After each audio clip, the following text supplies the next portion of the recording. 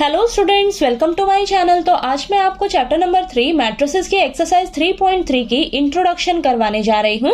तो इस वीडियो में हम पढ़ेंगे ट्रांसपोज ऑफ अ मैट्रिक्स के बारे में, इसकी प्रॉपर्टीज करेंगे और सिमेट्रिक मैट्रिक्स क्या होता है, स्क्यू सिमेट्रिक मैट्रिक्स क्या होता है, तो ये सब पढ़ेंगे। और हमारे पास यहाँ पर 2 थ्योरम्स हैं, तो उन 2 थ्योरम्स को भी हम पढ़ेंगे। ठीक है, तो इन सभी टॉपिक्स को हम इस वीडियो में कवर करने वाले हैं। ठीक है, तो सबसे पहला टॉपिक है हमारे पास ट्रांसपोज ऑफ अ मैट्रिक्स। अब ट्रांसपोज ऑफ अ मैट्रिक्स क्या होता है, आइए समझते हैं। तो यहाँ पर मैंने डेफिनेशन लिखी है, if A be an m by n matrix then the matrix obtained by interchanging the rows and columns of A is called the transpose of A। तो ट्रांसपोज ऑफ अ मैट्रिक्स में हम क्या करते हैं, अगर हमारे पास कोई मैट्रिक्स दी गई है तो उस मैट्रिक्स की रोज को हम बना देते हैं कॉलम और कॉलम को हम बना देते हैं रोज, यानी कि हम रोज और कॉलम का इंटरचेंज कर रहे हैं। ठीक है, तो उसे ही हम क्या कहते हैं, ट्रांसपोज ऑफ मैट्रिक्स। ठीक है, और ट्रांसपोज ऑफ मैट्रिक्स को हम डिनोट करते हैं ए डैश। ठीक है, मान लीजिए आपके पास कोई मैट्रिक्स दी हुई है ए मैट्रिक्स, तो उसे हम उसका जो ट्रांसपोज होगा उसे हम कैसे लिखेंगे, ए डैश या ए टी। तो ज्यादातर हम ए डैश इस तरीके से ही डिनोट करते हैं। ठीक है, तो यहां पर देखिए, अगर मान लीजिए आपके पास कोई ए मैट्रिक्स है, उसका order m by n order है, तो उसके ट्रांसपोज का ऑर्डर क्या होगा, n by m। ठीक है, यानी कि आपके पास m रोज थी तो वो हमारी कॉलम हो जाएगी। ठीक है, और n हमारे पास नंबर ऑफ कॉलम थे तो वो हमारे पास क्या हो जाएगी, नंबर ऑफ रोज। यानी कि आपने क्या किया है, रोज और कॉलम का इंटरचेंज किया है। ठीक है, तो interchanging the rows and columns of any matrix is called the transpose of a matrix. ठीक है, बात क्लियर हुई आपको, ठीक, कि ट्रांसपोज ऑफ मैट्रिक्स क्या होता है। तो चलिए यहाँ पर एग्जांपल से समझते हैं, तब आपको ज्यादा अच्छे से क्लियर होगा। ठीक है, तो यहाँ पर मैंने एग्जांपल लिया है, मान लीजिए आपके पास कोई ए मैट्रिक्स है। ठीक है, तो ये मैंने ए मैट्रिक्स ली है 3/2 ऑर्डर की। ठीक है, 3/2 ऑर्डर की मैट्रिक्स ली है। तो देखिए, अब इसका हमें ट्रांसपोज निकालना है, तो ये मैंने ट्रांसपोज निकाला हुआ है। तो देखिए, ये आपकी रो है, फर्स्ट रो है ना, ये रो है, तो ये क्या बन जाएगी, कॉलम। ठीक है, ये सेकंड रो है तो ये क्या बन जाएगी, आपकी कॉलम। देन ये थर्ड रो है तो ये आपकी क्या बन जाएगी, ये थर्ड कॉलम। ठीक है, तो देखिए आपने क्या किया, रोज और कॉलम का आपस में इंटरचेंज कर दिया। तो देखिए यहाँ पर आपके पास इस मैट्रिक्स का ऑर्डर क्या था, 3/2। ठीक है, 3/2 था। तो जब आपने इसका ट्रांसपोज निकाला तो इस मैट्रिक्स का ऑर्डर क्या आ जाएगा, आपके पास इसके ट्रांसपोज का 2/3। ठीक है, 3/2 ऑर्डर था ना, तो अब क्या आ जाएगा, इसके ट्रांसपोज का ऑर्डर 2/3। ठीक है, तो बस आपने क्या करना है, अगर किसी भी मैट्रिक्स का ट्रांसपोज निकालने के लिए कह दिया जाए तो आपने क्या करना है, उनके रोज और कॉलम्स को आपस में इंटरचेंज कर लेना है। ठीक है, इंटरचेंज कर देंगे तो आपके पास उस मैट्रिक्स का ट्रांसपोज निकल कर आ जाएगा। ठीक है, अब नेक्स्ट टॉपिक है हमारे पास properties of transpose of the matrices. तो आप सभी को ट्रांसपोज ऑफ मैट्रिसेस का मीनिंग अच्छे से क्लियर हो गया होगा कि किसी भी मैट्रिक्स का हम ट्रांसपोज कैसे फाइंड आउट करते हैं। ठीक है, तो अब हम इसकी प्रॉपर्टीज पढ़ेंगे। तो हमारे पास ट्रांसपोज ऑफ मैट्रिसेस में 4 प्रॉपर्टीज हैं। तो आइए इसकी फर्स्ट प्रॉपर्टी समझते हैं। तो मान लीजिए आपके पास कोई ए मैट्रिक्स है, तो अगर आप उस ए मैट्रिक्स का ट्रांसपोज करते हो और वापस से उसका ट्रांसपोज निकालते हो तो आपको फिर से वही ए मैट्रिक्स ही मिलेगी। ठीक है, यानी कि ए ट्रांसपोज का whole transpose is equal to A matrix. ठीक है, क्यों, क्योंकि देखिए जब आप ए मैट्रिक्स का ट्रांसपोज निकालोगे तो आपकी जो रो है वो कॉलम बन जाएगी और जो कॉलम है वो रो बन जाएगी। ठीक है, फिर से जब आप उसी ए ट्रांसपोज का ट्रांसपोज निकालोगे तो जब जो आपकी शुरू में रो थी ना, वो आपकी रो बन जाएगी और जो आपकी पहले ही कॉलम थी वही आपकी कॉलम बन जाएगी वापस। ठीक है, यानी कि फर्स्ट प्रॉपर्टी में हमारे पास है कि अगर आप कि कोई भी मैट्रिक्स है तो उस मैट्रिक्स का ट्रांसपोज इक्वल होगा वापस वही मैट्रिक्स। ठीक है।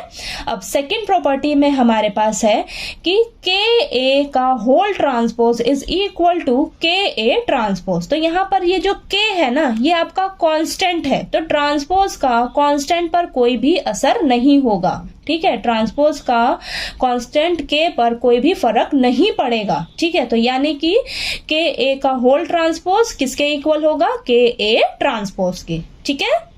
अब नेक्स्ट थर्ड प्रॉपर्टी है हमारे पास कि a प्लस बी का होल ट्रांसपोज इक्वल होगा a transpose plus b transpose के, ठीक है। अब नेक्स्ट लास्ट प्रॉपर्टी है हमारे पास, इस लास्ट प्रॉपर्टी को आपने ध्यान से करना है, ठीक है। तो यहां पर देखिए a इंटू बी का होल ट्रांसपोज किसके इक्वल होगा, b transpose into A transpose के, ठीक है। तो यहां पर आपने कंफ्यूज बिल्कुल नहीं होना है, इस प्रॉपर्टी को आपने ध्यान से करना है, ठीक है। आपको देखिए मल्टीप्लिकेशन ऑफ मैट्रिसेस में पता है कि आपका जो ए बी है वो कभी भी बी ए के इक्वल नहीं होता है, ठीक है। A B is not equal to B A, ठीक है। तो आपके पास ट्रांसपोज ऑफ मैट्रिसेस में ये जो लास्ट फोर्थ प्रॉपर्टी है मल्टीप्लिकेशन वाली, इसे आपने ध्यान से करना है कि अगर आपके पास ए बी का होल ट्रांसपोज रहे इस तरीके से, तो वो हमेशा इक्वल होगा किसके, B transpose into A transpose के, ठीक है। तो इन सभी प्रॉपर्टीज को ना मैं आपको क्वेश्चन के थ्रू समझाऊंगी अगली वीडियोस में, तब आपको ये प्रॉपर्टीज जो है और अच्छे से क्लियर हो जाएंगी, ठीक है। तो चलिए अब हम इसका नेक्स्ट टॉपिक करेंगे आगे, सिमेट्रिक मैट्रिक्स क्या होता है और स्क्यू सिमेट्रिक मैट्रिक्स क्या होता है, ठीक है। तो अब हम पढ़ेंगे सिमेट्रिक और स्क्यू सिमेट्रिक मैट्रिसेस के बारे में। तो सबसे पहले हम बात करेंगे सिमेट्रिक मैट्रिसेस क्या होती हैं, ठीक है। तो यहाँ पर मैंने डेफिनेशन लिखी है, a square matrix A is said to be symmetric if A transpose is equal to A matrix. तो मान लीजिए आपके पास कोई स्क्वायर मैट्रिक्स है ए, अब ये ए मैट्रिक्स जो है ना ये इक्वल होगी इसके ट्रांसपोज से। तो इस तरीके की जो मैट्रिक्स होती है ना वो हमारी सिमेट्रिक मैट्रिक्स कहलाती है, ठीक है। यानी कि आपके पास कोई भी मैट्रिक्स है, ठीक है, उस मैट्रिक्स का आप ट्रांसपोज निकालिएगा, अगर उसका ट्रांसपोज और वो जो मैट्रिक्स है वो दोनों एक दूसरे के इक्वल होंगी तो वो मैट्रिक्स हमारी क्या कहलाएगी, सिमेट्रिक मैट्रिक्स, ठीक है। तो यानी कि ये देखिए A transpose is equal to A matrix, ठीक है। तो ये देखिए एग्जांपल से आपको और अच्छे से क्लियर होगा। मान लीजिए ये देखिए मैंने ए मैट्रिक्स ली है, 3x3 ऑर्डर की है हमारे पास, ठीक है। तो ये हमारी ए मैट्रिक्स है, जब हमने इसका ट्रांसपोज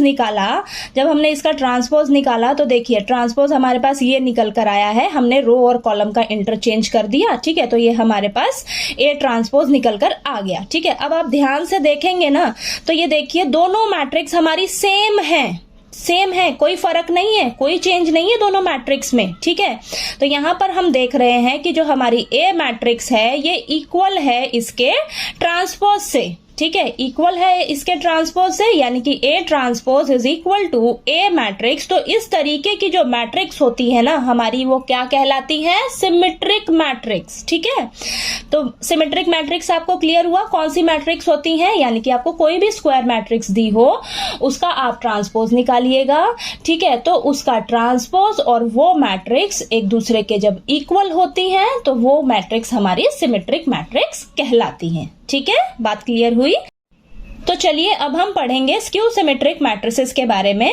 तो डेफिनेशन है हमारे पास, a square matrix A is said to be skew symmetric matrix if A transpose is equal to minus A. मान लीजिए आपके पास कोई स्क्वायर मैट्रिक्स है ए, ठीक है। तो जब आपने इसका ट्रांसपोज फाइंड आउट किया तो आपके पास ना सेम वही मैट्रिक्स आएगी लेकिन नेगेटिव की आएगी, ठीक है। आपके पास ना नेगेटिव की मैट्रिक्स आएगी। तो इस तरीके की जो मैट्रिक्स होती हैं वो हमारी स्क्यू सिमेट्रिक मैट्रिक्स कहलाती हैं, ठीक है। बात क्लियर हुई। तो यहाँ पर देखिए एग्जाम्पल से समझाती हूँ तब आपको ज्यादा अच्छे से क्लियर होगा। तो यहाँ पर देखिए मैंने ए मैट्रिक्स ली है, ठीक है, ये 3x3 ऑर्डर की है, स्क्वायर मैट्रिक्स है हमारी।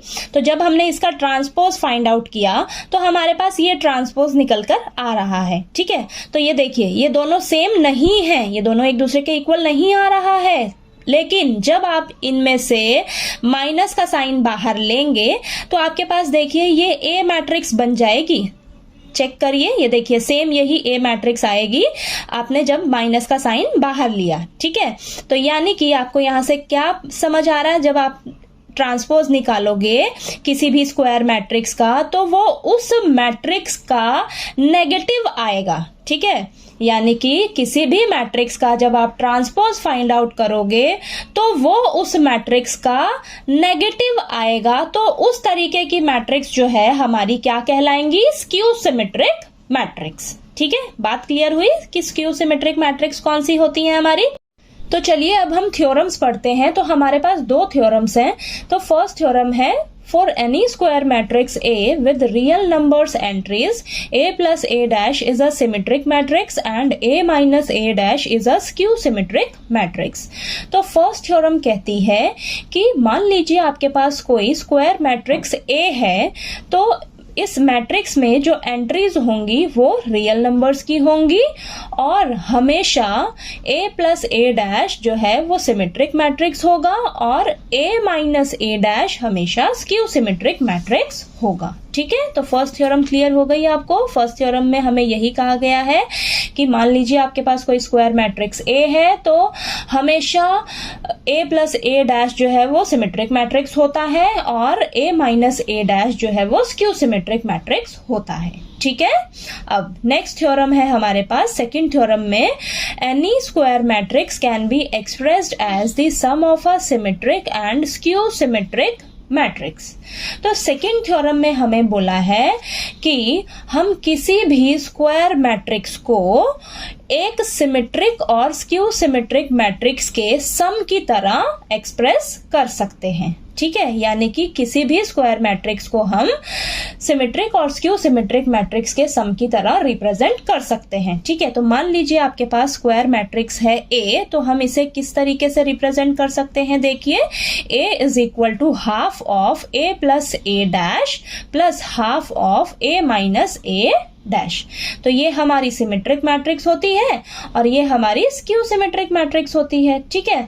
तो हम इस स्क्वायर मैट्रिक्स को सिमेट्रिक मैट्रिक्स और स्क्यू सिमेट्रिक मैट्रिक्स के सम की तरह रिप्रेजेंट कर सकते हैं, ठीक है। तो आपको ये दोनों थ्योरम्स जो है वो क्लियर हो गई होंगी कि क्या बोला गया है हमें इन दोनों थ्योरम्स में। तो मैं आपको इन दोनों थ्योरम्स को ना अगली वीडियोस में प्रूफ करके अच्छे से समझाऊंगी, ठीक है। तब आपको ये दोनों थ्योरम्स जो हैं वो और अच्छे से क्लियर हो जाएंगी, ठीक है, कि ऐसा किस लिए है, क्यों है, ठीक है। तो चलिए आपको ये चैप्टर नंबर 3 मैट्रिसेस के एक्सरसाइज 3.3 के जो इंट्रोडक्शन में ये जो सभी टॉपिक्स थे ये अच्छे से आपको समझ आ गए होंगे, ठीक है। तो हमने क्या क्या पढ़ा, ट्रांसपोज ऑफ मैट्रिक्स पढ़ा, प्रॉपर्टीज पढ़ी ट्रांसपोज ऑफ मैट्रिक्स की, सिमेट्रिक मैट्रिक्स क्या होता है, स्क्यू सिमेट्रिक मैट्रिक्स क्या होता है, और दोनों थ्योरम्स पढ़ी, ठीक है।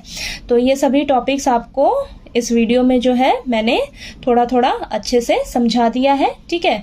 बाकी जब हम क्वेश्चंस करेंगे इसके तब आपको और अच्छे से सभी टॉपिक्स जो है वो क्लियर हो जाएंगे। तो ठीक है, अगर आपको मेरा पढ़ाया हुआ अच्छा लगे तो प्लीज़ मेरी वीडियो को लाइक कीजिए, शेयर कीजिए और ज़्यादा से ज़्यादा सब्सक्राइब कीजिएगा मेरे चैनल को। Thank you so much.